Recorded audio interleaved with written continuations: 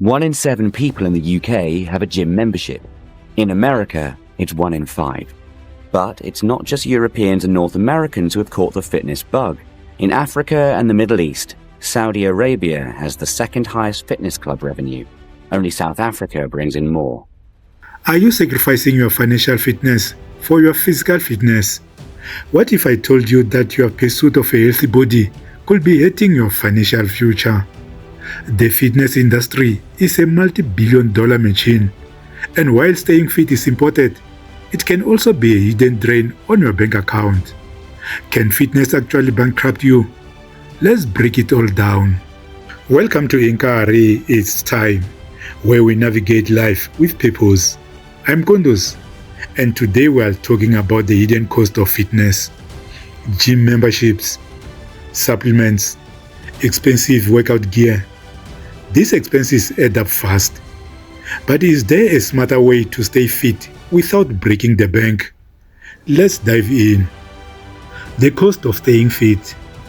Getting in shape is great, but have you ever tracked how much you are spending? Gym memberships range from 300 Rand to 1,500 Rand per month. That's up to 18,000 Rand per year. Higher-end athletic wear and running shoes, easily thousands of rands. Supplements and protein powders, 500 Rand to 2,000 Rand a month. Personal trainers, a single session can cost you 300 Rand to 800 Rand. When you add it all up, fitness can feel like a financial workout on its own. With the global fitness industry worth over $100 billion, gyms, supplements, and premium gear are designed to keep you spending. So, is it worth it? From body pump to military fitness, going to the gym has never been more popular. Globally, there are over 180,000 fitness clubs, estimated to have earned $84 billion from their 145 million members. Getting fit doesn't have to break the bank.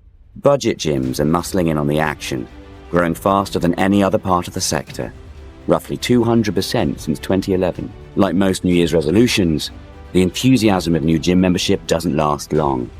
60% give up by February. Are you paying for the brand or the benefits? Many people believe expensive equals effective, but is that really true? A pair of 4,000 Rand running shoes won't make you run faster than a 500 Rand pair. Many supplements and diet programs promise results but drain your wallet with minimal benefits.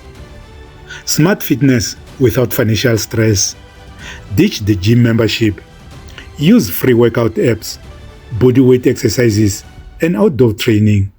Some of the fittest people I know rely on the basics: push-ups, running, and homemade meals. You don't need a gym to get strong. Buy budget-friendly gear. Affordable brands offer the same benefits as premium ones. You don't need premium brands to be fit. You need dedication, smart choices, and balance. Avoid overpriced supplements. Focus on a natural, well-balanced diet instead of expensive protein powders and pills. Invest in health, not hype. Being fit doesn't mean being broke. Prioritize what truly works.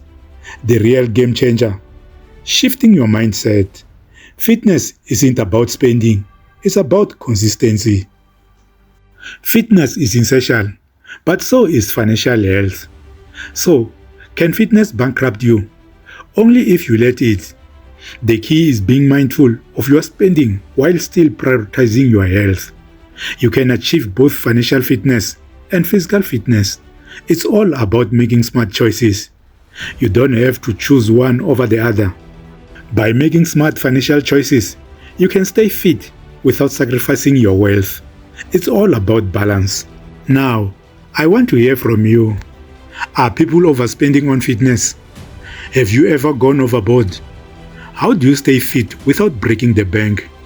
Drop your thoughts in the comments below. If this video helped you, hit that like button and subscribe. Turn on notifications so you don't miss more tips from Inkari It's Time.